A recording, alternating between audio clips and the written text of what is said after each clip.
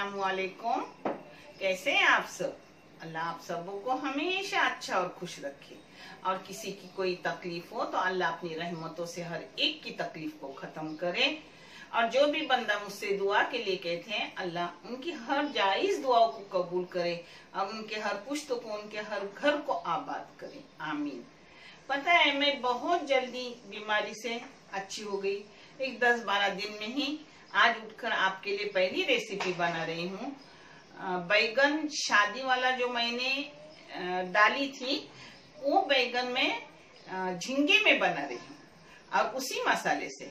उस मसाले की रेसिपी डिस्क्रिप्शन बॉक्स में दी हुई है, जो आप देख लो। उतनी पढ़ी लिखी नहीं हूँ, पर बोलने में अटकती हूँ, मगर मैं बहुत खुश नसीब हूँ कि मैं क्या बोलूं, यूट्यूब के सामने बोल रही हूँ कि मुझे अपने लोगों से भी अच्छी फैमिली अल्लाह रब्बुल करीम ने मुझे दी है। और मैं हर दुआ में बोलती हूँ, या अल्लाह, इस चैनल का जो भी साथ दे रहे हैं, परवरदिगार उनके हर पुश्त को आबाद कर और उनकी हर जायज दुआओं को कबूल कर। क्योंकि मुझे बहुत आरज़ू थी कि अपने बच्चों को बड़ा की आप किसी और के बच्चों के काम आऊं, और वो आप लोगों के साथ में अच्छे से अच्छा हो रहा है। ऐसे ही अच्छे साथ दो, आपको हर महीना जो भी आएगा दिखाया जाएगा। वो मिले यूट्यूब से या ना मिले, मगर आपको दिखाया जाएगा इंशाल्लाह। अब बैगन को लगने वाली चीजें मैं आपको दिखा रही हूँ। ये बैगन है 1/2 किलो। ये एक दरमियानी साइज का प्याज है, और ये झींगे साफ किए हुए थोड़े से, और ये प्याज के बराबरी का टमाटर है। एक करी पत्ता और कोतंबीर काटी हुई है, और ये अपना खास शादी वाले बैगन का मसाला है, वो है 3 टेबल स्पून। और एक बड़ी सी मिर्ची टुकड़े करके ली हूँ छोटे छोटे। ये हल्दी पाउडर है। अब जो भी डालूंगी, नमक, तेल, वो आपको दिखा रही हूँ। बैगन में आगे काट के नहीं रखती, उसी टाइम काटती हूँ, क्योंकि काले पड़ जाते हैं और वो मुझे अच्छे नहीं लगते। पता है, 3 ऐसे भाग किए। छोटा बैगन है ना, तो ऐसे भाग किए, और अगर बड़ा हो तो 2 टुकड़े बनाती। ये देखिए, इसके बीच में सब मसाले भरूंगी। अब सब काटने के बाद भरते वक्त दिखा रही हूँ। ये प्याज में नमक डाल रही हूँ, मैं पिंक कलर का डाल रही हूँ, आप सादा भी नमक डाल सकते हैं। अब प्याज में अपना नमक डाल के उसको कलसा रही हूँ। अब इसमें टमाटर डाल रही हूँ। टमाटर को भी अच्छे से बारीक करूंगी हाथ से। आप चाहे तो इस जगह पेस्ट भी करके डाल सकते हो, मगर मैं पुराने लोगों की तरह, यानी मेरे दादी माँ या ऐसा करते थे, वैसा ही कर रही हूँ। आप चाहे तो पेस्ट भी ले सकते हो। हाँ,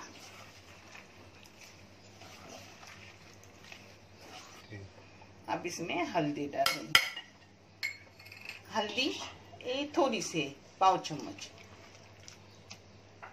अब इसमें जाएगा कड़ी पत्ता और कोतंबीर काटी हुई, जितनी चाहे उतनी डालो।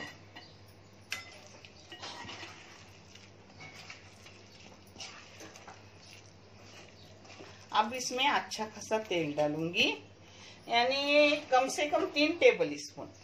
मैं खोपड़े का तेल डाल रही हूँ, क्योंकि मैं तेल हमेशा बदल बदल के खाती हूँ। ये डॉक्टर का कहना है, इसलिए आप कोई भी तेल इस जगह पर डाल सकते हो। ये मैंने 3 टेबल स्पून तेल डाली।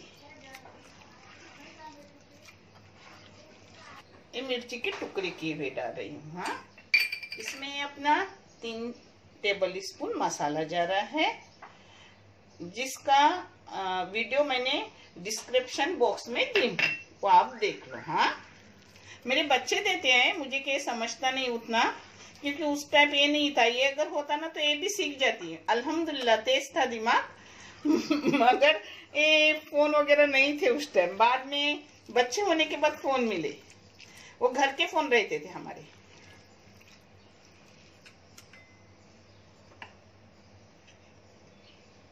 अब इसमें डाल रही हूँ अपनी झींगा।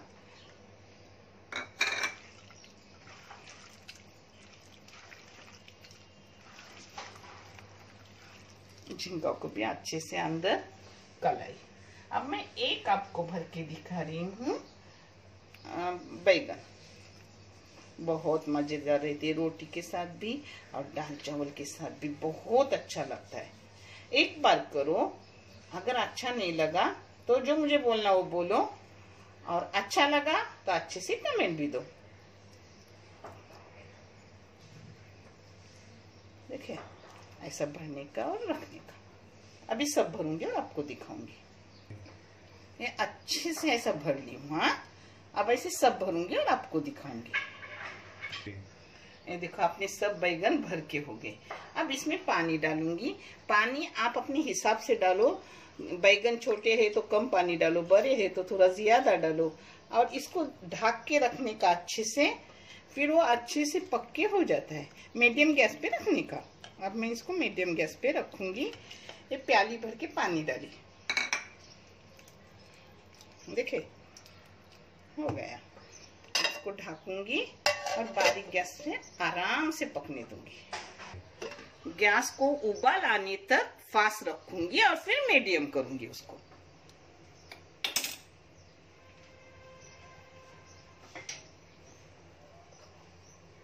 ये देखो अपना बैगन पकने लगा, अच्छे से उबाला है। अब इसको मीडियम गैस पे रखूंगी 10 मिनट के लिए।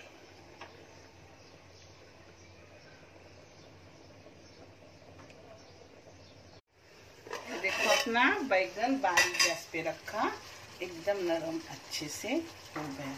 मगर अभी तक उसका और पानी सूखने दूंगी, यानी एकदम तेल साइड से निकलता है और पानी सूखता है, वो फिर टेस्ट लगता है खाने में। रोटी के साथ भी, दाल चावल के साथ भी, किसी के भी साथ अच्छा लगता है। जीरा राइस के साथ भी अच्छा लगता है। ये देखो अपना बैगन अच्छे से हो गया, नरम भी हो गया माशाल्लाह। झिंगी भी अच्छे से पक्की है। अब इसमें थोड़ी सी कोतंबीर डाल रही हूँ। अब आपको परोस के दिखा रही हूँ। ये इतना पुराना बर्तन है, मगर मेरे सास ने मरहूम मुझे दिया हुआ है, इसलिए मैं इसको इस्तेमाल क्यों कर रही हूँ। जब अपन किसी ने दी हुई चीजें इस्तेमाल करते हो तो उसकी दुआ भी अपने को उन मरीज को लगती है या उन इंसान को लगती है जिन्होंने अपने तोहफा दिया है। तो इसलिए मैं उसे इस्तेमाल करती हूँ, इतना पुराना होके भी। अल्लाह उन्हें जन्नतुल फिरदौस में हर मरीज को आला मुकाम अता करे और उनके कब्र को पुर सुकून रखे, आमीन। और एक प्लेट मेरी मम्मी ने मुझे दी हुई जहेज की, मेरे माँ की प्लेट है, और मैं वो भी इस्तेमाल करती। इतने डिनर सेट है, मगर हर चीज इस्तेमाल करती हूँ क्योंकि उन्हें सवाब पहुंचे। देखिए कितना नरम है अपना बैगन।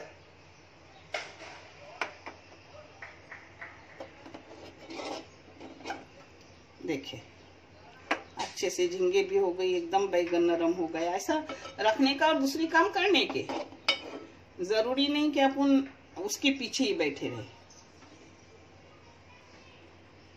ये देखो अपना बैगन अच्छे से हो गया। एक बार करके देखो, आपको बहुत अच्छा लगेगा इंशाल्लाह। करके देखो।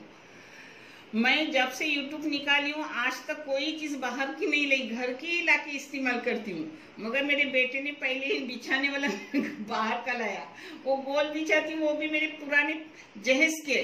मैं हर चीज संभाल के रखती हूँ, क्योंकि किसी को दो तो उसमें खुशी रहती है, कोई इस्तेमाल करे तो उसका सवाब मिलता है, मगर फेंकने से अपने को गुनाह में अपन शामिल हो जाते हैं। वो अच्छी बात नहीं। आपको कैसी लगी मेरी रेसिपी वो कमेंट करके जरूर बताओ, और आप करो, क्योंकि ये हर रेसिपी टेस्टी रहती है। देखने के लिए बहुत सा शुक्रिया। जज़ाए खैर। अल्लाह हाफिज।